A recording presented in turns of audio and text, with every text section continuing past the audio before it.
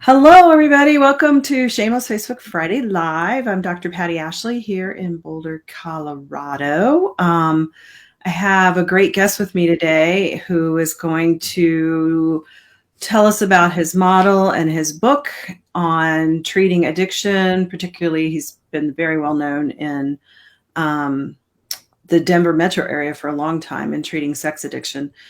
So he's the author of the book TINSA, a neurobiological approach to the treatment of, here it is, treatment of sex addiction, published in 2017. He's the creator of the TINSA model.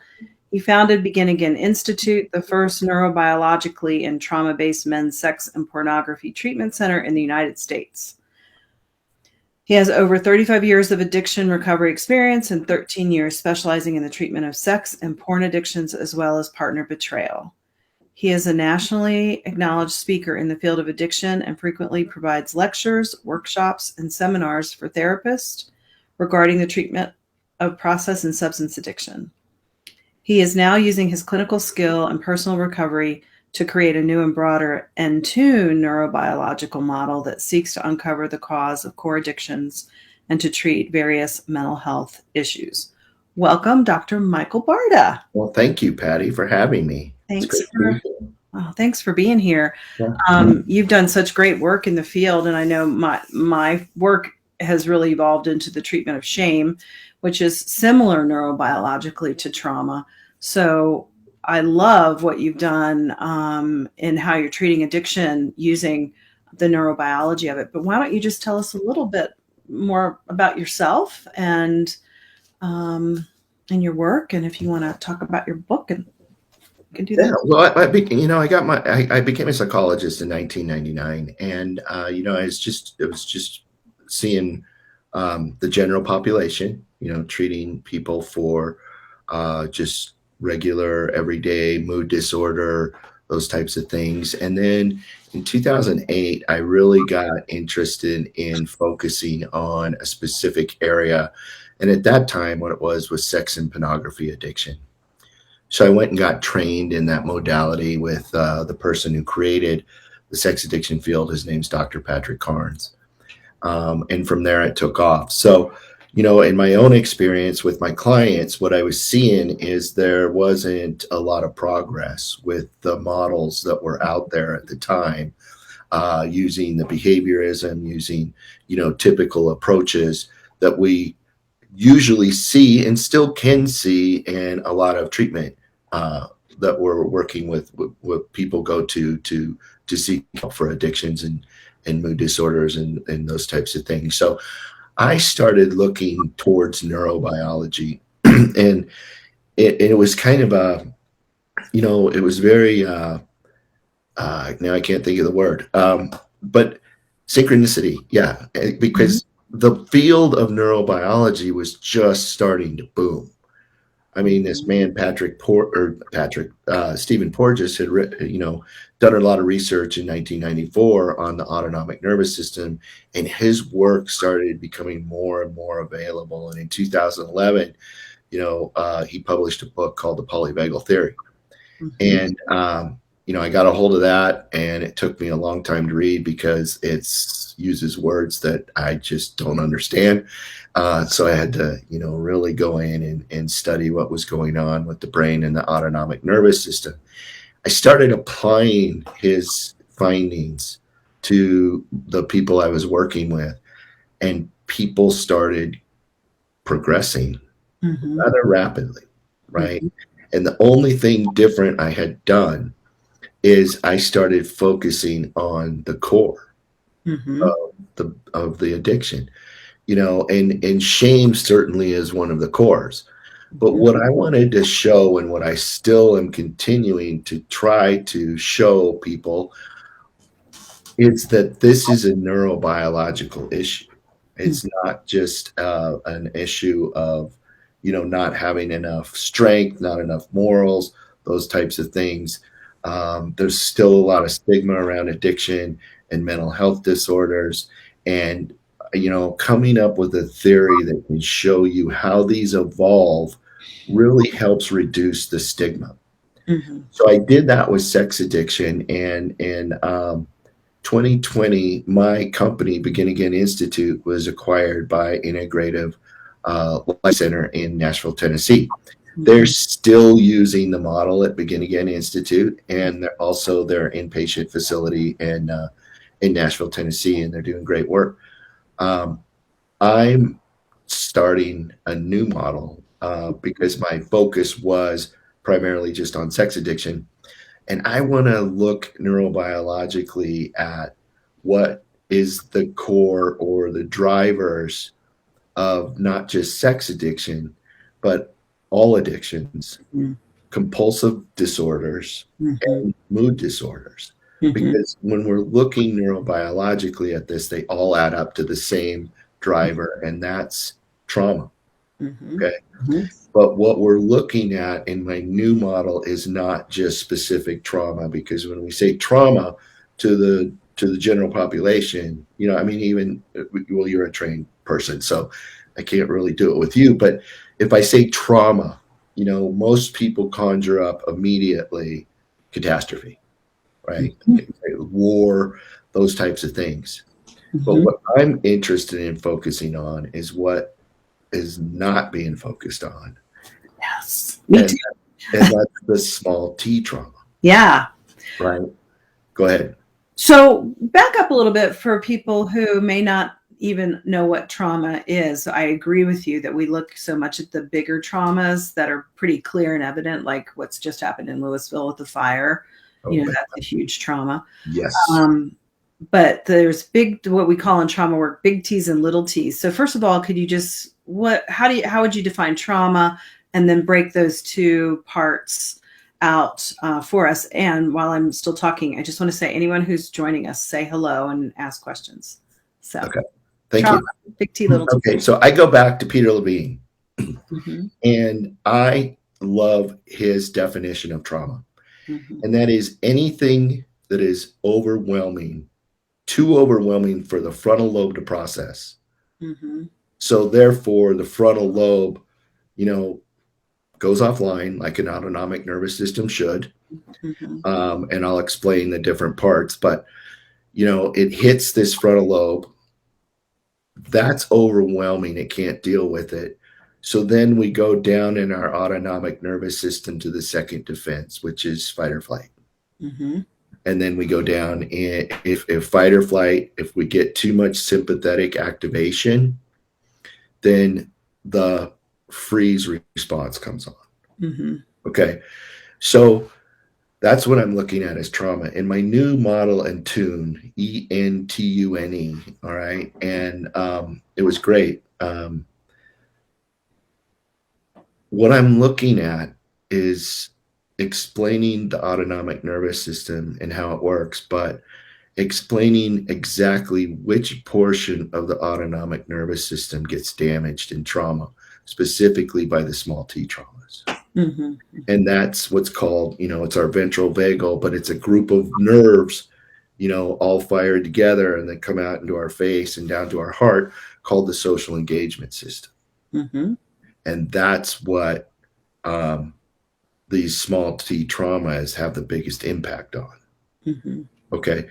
Because there's two ways in my new model for people to have their social engagement system knocked offline. And one of the first one is they had events that didn't allow this system to develop properly. And the second one was a break in connection. Yeah. Okay.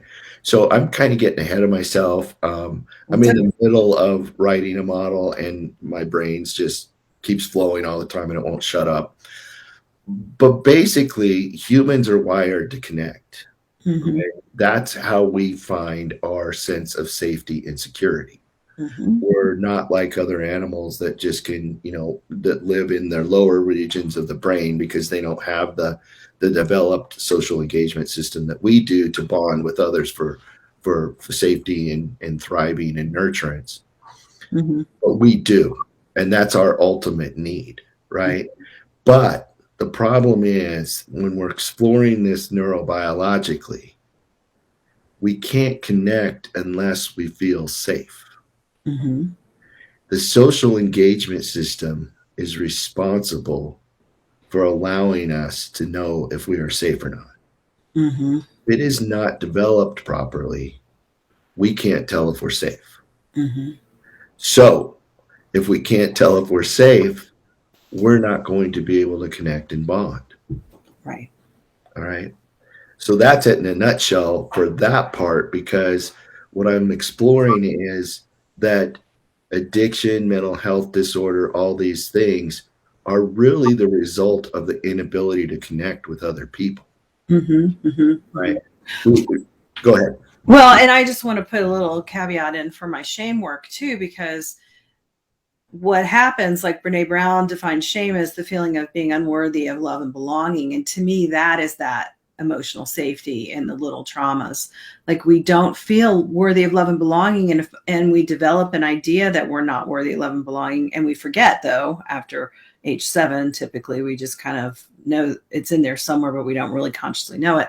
And then that affects how we react in different situations. Yeah. So I think the little T's, the smaller traumas, like I always said, I saw John Bradshaw speak a long time ago, Yeah. and he said he thinks that all parenting is traumatic. You know, everybody has PTSD to some degree because, you know, my work in early childhood, stop crying before I give you something to cry about. You should be ashamed of yourself. Don't do that. What's your problem? You know, people think that that's normal and okay, but children absorb it. That's trauma and it's shame. So it's that feeling of not being emotionally safe. So I love what you're doing in terms of expanding your work into the little T's, because that's, I think, again, the stuff that we don't really pay attention to, and really broadening the awareness to help people feel safe. So in tune, is that an acronym for something? It's not an acronym. It's just a word. So Okay. I really liked it because EN is a prefix meaning in, right? So in tune. Okay. And you know, when I got the trademark on it, it was a word that was available. So Okay. that's how that works sometimes. But I really enjoyed it because this is the concept I'm going for. Okay. It's looking at how to repair the small T traumas. Mm-hmm. So we look at current treatment modalities, which are very important, such as EMDR, brain spotting, somatic experiencing, all these types of things to help us process the trauma. Mm-hmm. But the goal of my model, my new model, is to actually have people fire up, maybe for the first time, this social engagement system and then strengthen it through Mm-hmm. daily practice. Mm-hmm. Mm-hmm. This will give them the internal sense of safety. When this biological, neurobiological part of us is working correctly, Patti, it's going to let us know a solid sense of self. Mm-hmm. Mm-hmm. It's going to let us feel some worth, Right. and some value. All Right. right. We got to start working on what we do with the story Yeah. when we're triggered from trauma. Right. Because I love Deb Dana, who says that story follows state. Mm-hmm. Right. So every time we're activated, we immediately go to a story about what this means. Right. And 99% of the time, at least me, I'm wrong. Right. Right. Right. Because it's all unconscious. Like I Yeah. said, before 7, you know, Bruce Lipton talks about how we absorb everything before age 7 in theta brainwaves, and it all goes unconscious. So I love that, because I'm with you too. I love brain spotting and EMDR and all these wonderful treatments. I want to give my clients something they can take with and use on their own every day, you know, and continue to develop on their own every day. Because again, that's the other thing Bruce Lipton says, it's repetition, repetition, repetition. You can't, I always say, I can't do this from the neck up. I can't just think, well, I love myself. You know, it's like, it's not that easy. No. It's really getting into the neurobiology and giving people tools to use every day. So it sounds like what you and I are doing is quite similar in some Yes. way. I love that. Yeah. So, yeah, because, you know, this whole concept of recovery, right? recovery in a simple form is staying sober from an addiction, right? Mhm. Mhm. And then, not a lot of people talk about what the recovery is. And oftentimes people confuse sobriety with recovery, but it's not. The Mhm. recovery part is restoring your neurobiology to a system that works correctly, Right. enabling you to connect with other people. Okay. The biggest part of why we're wired to connect with other people and the biggest advantage to our survival is that human beings co regulate. Mhm. Okay. So when I'm in a relationship with someone, our nervous systems are actually intertwined Mhm. and we're co regulating one another. Mhm. This is the most important thing to have happen in our development to form a healthy social engagement system. Mhm. If people don't have that, the social engagement system stays immature. Right. Therefore, we can't assess safety. And it goes back to attachment, which again, in my background in early childhood, I'm real familiar with attachment theory. And, and I think, and I want to ask you two things in my mind right now around, because I always think, when you think about sex addiction, because attachment, what is attachment, right? What is attachment? Should we define that? It's that, go ahead. You You want go to, first. what is attachment? It's co-regulation with primary caregiver that helps us feel safe and loved and mirrored and valued. So we're in connection, we're in co-regulation, we're in attunement is what they call it. And your book is in tune. So we're in attunement. And it's about being held and being seen. And infants don't have language. So when I think about how you communicate with an infant, it's about touch. It's about being held. It's about being, they have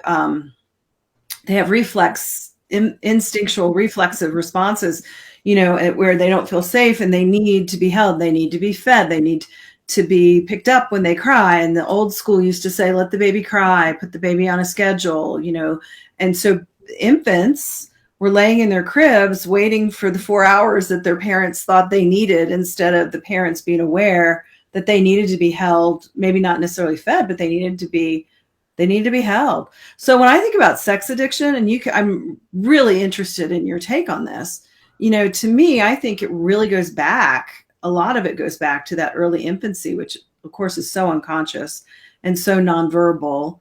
And so that need to be held and to be touched is I don't know. I don't know if you understand my question, I but I've do. always had that in the back of my mind in Well, I relation think to that sex. plays a large role in it. I mean, all of these behaviors, whether they're substance or process, Mm-hmm. right, are purposeful. Right. And all behaviors are purposeful to help us, Right. even though they might be killing us. Right. Right. Right. Okay.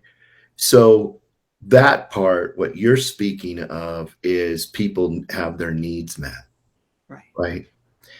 What I'm showing is that in the process of early development, we have to have our connection system turned on. Mm-hmm. Okay. Mm-hmm. The people who don't have their connection system turned on feel threat all the time. Mm-hmm. That's not conscious, it's unconscious. Mm-hmm. And I'm a member of Alcoholics Anonymous, and me being a therapist and all these things, I keep hearing these stories across the board, and people aren't talking neurobiologically, even though they are. They're like, well, when I was a child, I just felt like I didn't fit in. I felt like other people had the playbook and I didn't. I Mm-hmm. was constantly afraid of rejection.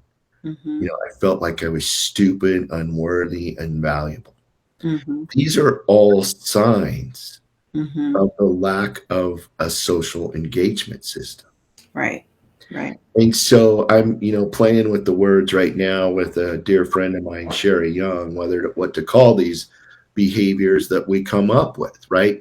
The Mm-hmm. normal scientific view calls them survival behaviors. Mm-hmm. They're behaviors that the brain do automatically to help us survive. Mm-hmm. Mm-hmm. So what all these behaviors are doing in a nutshell is providing us with a momentary sense of safety. Mm-hmm. Yeah, and that's what the book that I'm working on is all about, emotional safety. Yeah. Well, why don't we get together and write one together? I mean, Well, this just let's do it. Let's do it. I know, because it sounds so similar.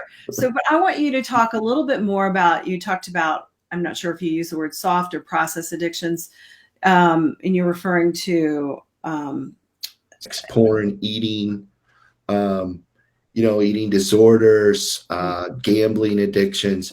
So the difference between the substance addiction, right, is we're taking in an outside source to change our chemistry in order to give us a sense of safety right, and security. right. Process addictions are we're using our own neurochemistry. Mm-hmm. So what we're doing is we're masturbating, we're watching pornography, we're having affairs, those types of things to provide our brains with chemicals that we could just say get us high.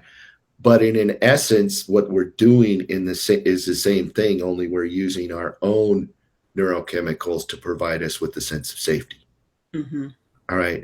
So when we're looking at sex addiction, that's different because a lot of the partners that come in that I've treated over the years are talking about this guy or woman.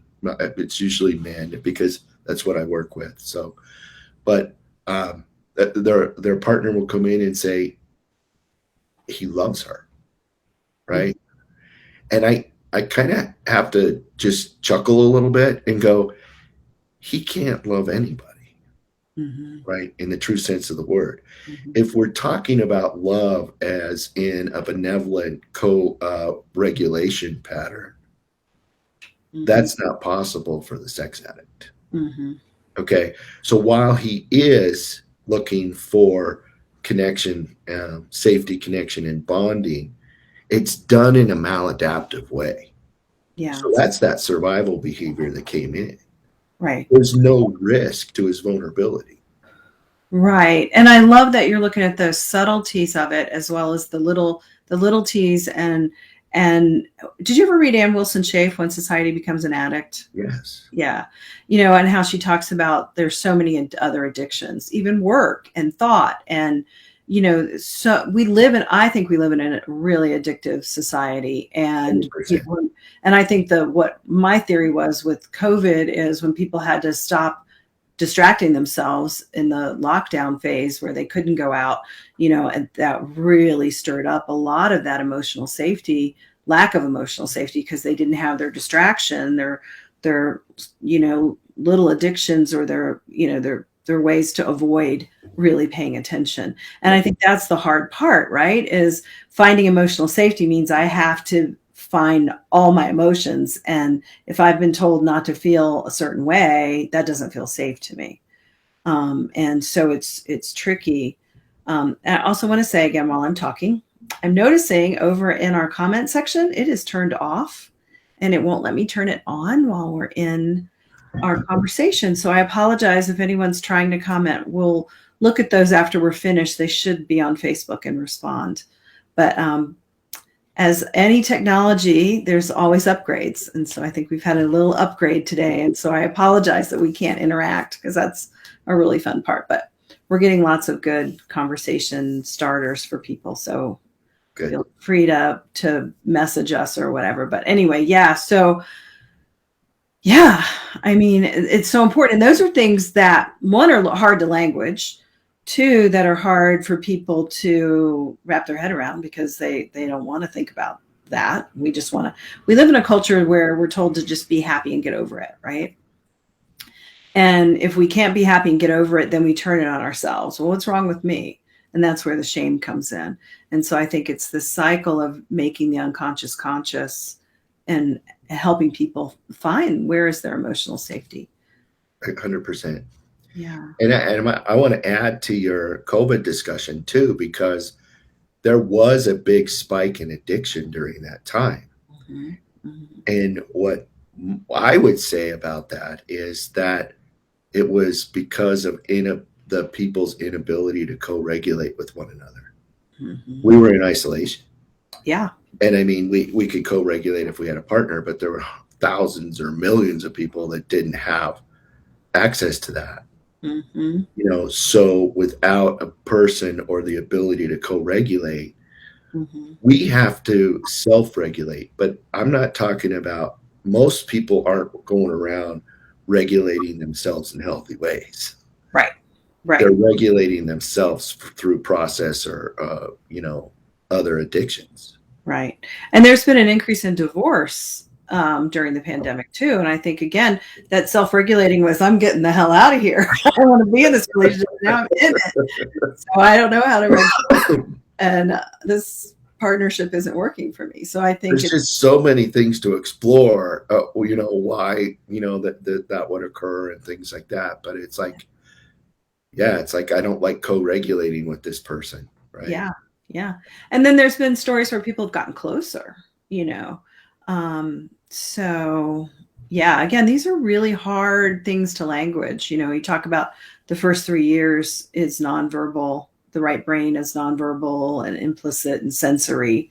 And that's where this attachment starts. And so when these things start getting set up in the biology, when we try and talk about them, I think it's easier to talk about the left brain logical stuff in our culture. What do we have to do to achieve a certain goal? And, I'm going to work out 10 times a week, or I'm going to eat good, 20 calories a day or whatever, but we don't talk about what does it feel like in my body sometimes when I, feel dysregulated. What does it mean to be dysregulated?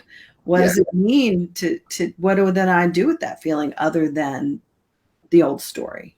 That's right. I mean, most people avoid feelings like the plague. Yeah, I know. Yeah. I know. Yeah, we weren't trained to be comfortable with them, right? Yeah. To begin with. I like using neurobiology because when we can explain why these certain emotions are occurring, people feel better. Yeah. And it's they don't take it personal, because that's work with shame. It's that shame spiral around, well, somebody's telling me how to feel better, but I can't feel better. So I'm already feeling bad, but then it's bad to feel bad. And then we go into this shame spiral. Yeah. What's wrong with me? Yeah. And so it's like, to me, it's demystifying that for people when I tell them about what we're talking about, and they go, oh. Yeah. It's my hope that at some point in time, we teach every child how their brain and autonomic nervous system work, because they're going to use it the rest of their lives. Absolutely. An unconscious system. Yeah. And it drives everything we think, say, and do. Mm-hmm. Yeah. I was talking to a friend about, the kids in Louisville going back to school this week. And I said, I'm concerned that there's not going to be a whole lot of psychological support systems in the schools. There may be a little bit of let's talk about it, but there's not a whole lot of let's come together and process this. A lot of these kids have lost their homes, right? And their friends have lost their homes. We need to be with that experience. But what are they going to do? They're going to go back to working on their Ivy League, goals and objectives, because again, that's that left brain logical. Well, let's work on what we can do to improve our grades and our scores and get back to school, instead of let's process the trauma that we're all in. And again, I'm not saying it's going to be black or white in the schools. I'm sure the schools are doing some of it, but I think that it's so much easier to go back into let's focus on the ABCs and 1, 2, 3s, because that's the way it's been done. And we just avoid. I mean, I was working in a middle school when the Twin Towers were struck. Okay, when 9/11 happened. Yeah. The school I was in actually did somewhat of a job to process. One of the things that I, expressed concern over was that they were allowing the children to watch this over and over and over on TV.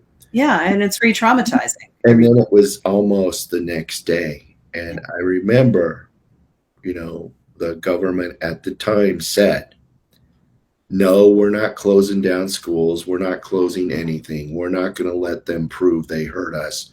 We're marching on. Yeah. Yeah. And it's like, marching on. You mean you're making the wounded march? Yeah. Yeah, I agree with you. There needs to be time to process these things. Yeah. Fully integrate them into our system. And neurobiologically, we can teach people how to do that for themselves. Mm-hmm. Right? Mm-hmm. That they can start meeting what they really need and give themselves that. Yeah. Absolutely. Yeah. Yeah. No, and yes, I think if we did teach children early on, it would make a huge difference. It's like the school shootings. That's the other thing when you were talking popped in. I have kids that I've worked with in my practice who prior to the pandemic were coming in and telling me about the shooter drills that they're doing in school, which those are traumatizing, right? But the kids are saying, what difference does it make? Because the shooters are in the school. So if we have a drill that tells us where to go to be safe, the shooter is going to know where it is. So what they're saying, why do we have to do this? And in my mind, I'm thinking, you're being re-traumatized, just like watching it over and over and over again. We're re-traumatized. There's so much talk about little T's. Let's talk about little T's and trauma just turning the TV on. I don't watch any of the gory stuff, but if I turn my TV on to watch anything, I'm going to see a commercial with somebody's blood, their head shot open and there's blood all over the ground.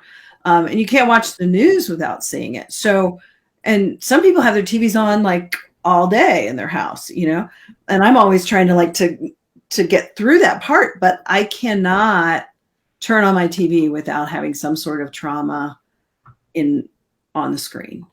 Right. So as a little T trauma, that kids are experiencing, what do you have to say about that? Well, I mean, that's just part of the problem, right? And it is. And unfortunately, while you were talking, I'm sitting here going, it's almost like we're addicted to trauma. Oh. We have to watch it so much and be around it so much because we feel uncomfortable without it. Mm-hmm. But then I started thinking maybe that's just another part of, trauma repetition. And that there has been trauma, and what we're trying to do is overcome or defeat our trauma, by repeating it. Right. That's a hard one to say. Right. But you're right. And, these are, like I said before, there's just so many things, so many ways we could go with this. And that's part of my problem is that when I'm writing, I start going down these rabbit holes. And I'm like, it's not even what I'm talking about. But there's so many layers to it. And so much of it is nonverbal. I have the same experience of how do I language and compartmentalize right brain, because there's no structure in the right brain ideas, which we know are all what we're talking about when we talk about trauma and shame and the neurobiology of the nervous system. When my kids were little, my kids are all in their 30s now. Even I have a 40-year-old. But, I used to, because I was studying special education at the time, I would never want them to watch like even the Batman movies back then, which aren't nearly as graphic as they are now, but they would go to their friend's house and they'd see their friend's house.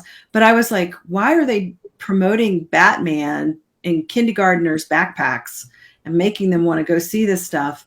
That to me is traumatizing. And also what I know about the first 7 years of magical thinking, kids can't tell the difference between fantasy and reality. So they're being bombarded with these things that they think are real.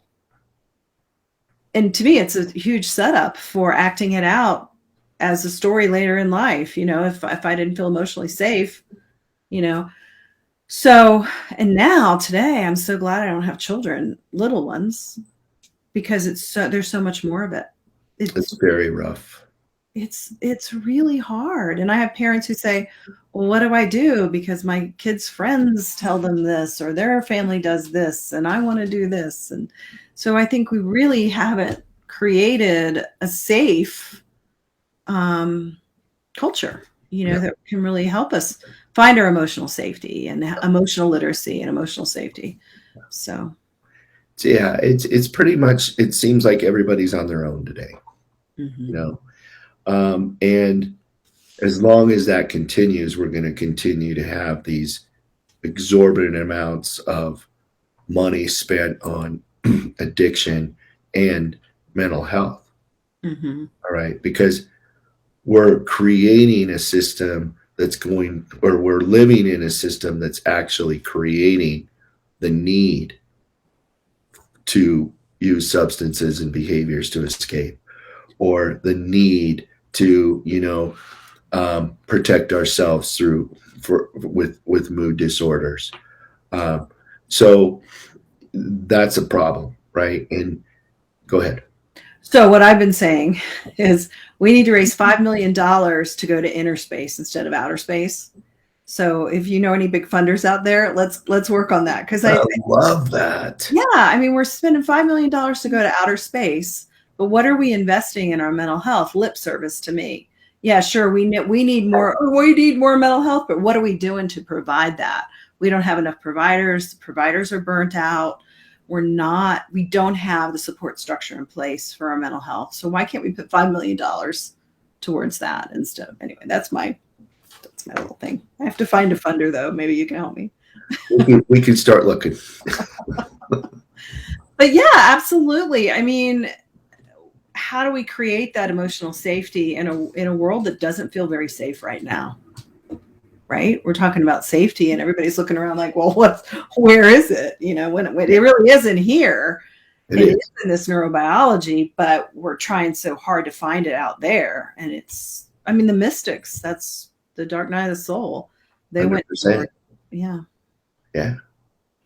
So what do you say to people when they say, how can I find emotional safety in a world that doesn't feel safe? Well, I think it comes back to finding emotional safety within. Mm-hmm. All right. So again, my premise is to repair the social engagement system Mm-hmm. so we can discern real safety from danger. Mm-hmm. We're all going to move towards safety and away from danger if the way is open. Right. Okay.